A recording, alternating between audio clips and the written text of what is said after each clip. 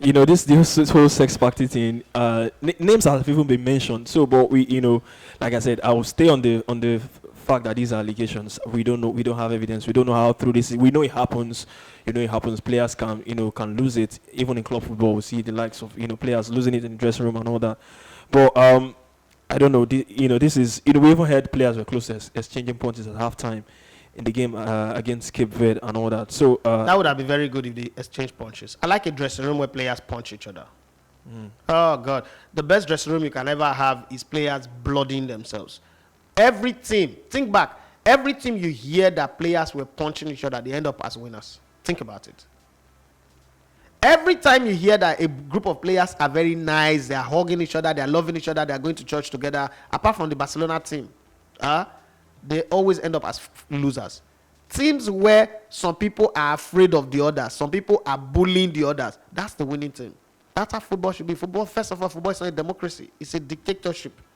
Nobody should come out and preach democratic tenets in football. It doesn't work. It has never worked before. It will never work. Football is a dictatorship. You either shape in or you ship out. So there are times where you're not playing, where your teammate go break your nose for halftime. Coach go change you. If they're not going to change you, they'll bandage you like that. They'll bring you back on. Come and play. Come and waste the ball. And let's see. I mean, if you listen to the other day, a former Arsenal player said he was playing with Aaron Ramsey. And if he gets the ball, he does what he wants to do. He doesn't pass to Robin Van Persie. And Aaron Ramsey and Fabregas told him in the dressing room, till if the coach does not change you, you will not receive a ball till the game end again. And from now on, you would play matches without getting the pass from us. Fabregas and Ramsey are not going to pass to you, go pass to you.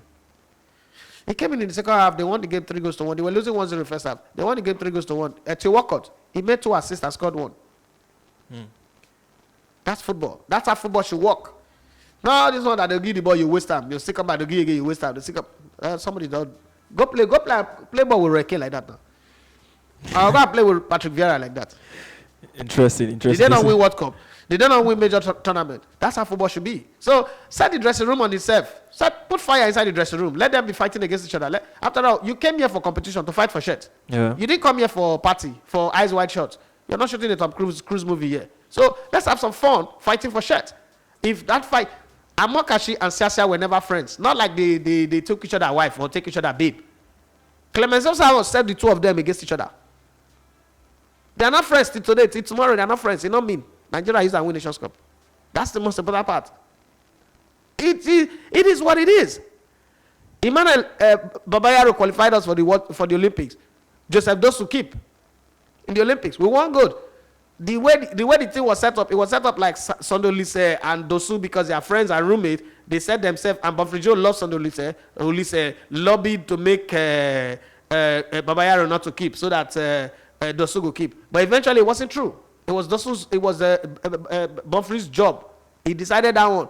But that's the way he see. Bonfrey did not come back to explain that, no, this is not true. No, he liked the fact that Emmanuel Babayaro was hating on Dosu and hating on Oliseh. This beef I'm talking about over 20-something years was settled just a few days ago on my podcast. So I'm just telling you, it works wonders. Did we not win the Olympics? It works. Can she set players against each other? It works.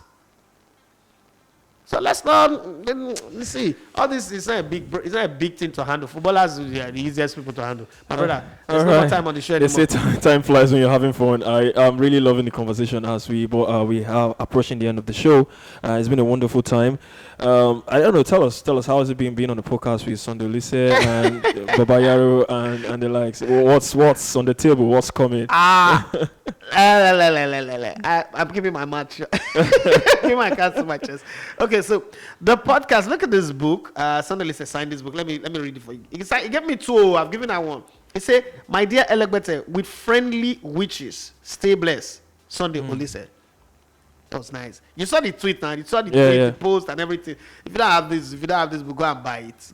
It's easy. Go and buy it from Latana Ventures or sundayoliseh.tv. Okay, that's the website. You can order for it. But hanging out with Sunday Oliseh. First off, you know me that Sunday Oliseh is my all-time greatest. You always say that, yeah. My all-time greatest Nigerian national team player. All-time greatest. There's nobody that comes close.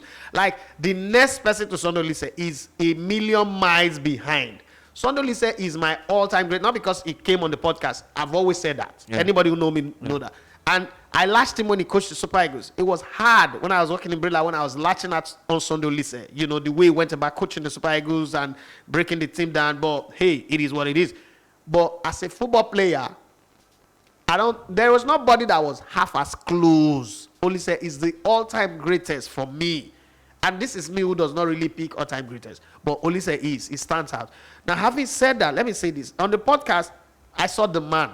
Because I've always followed the footballer. I met the man, Oliseh, and he was a perfect gentleman. He was a nice guy. He was awesome. It was amazing. And tomorrow morning, I'll be jumping on the flight to Abuja to go shoot with some of the other guys in Abuja. Then we'll come back. Maybe Mana Monica will be on the podcast. A whole lot of other guys will be on the podcast. But you guys should just be patient. When we're done, when it's coming out, you would see, you will hear stories, things behind the scene. But then if you want to hear a whole lot of stories about the Super Eagles, this is the go buy this book and read it. I can't give you another one. This is the only one I have now. But it's worth it. That's just what I can say. I mean, let's welcome to the end of the show anyway. You are listening to Elegbete TV Radio.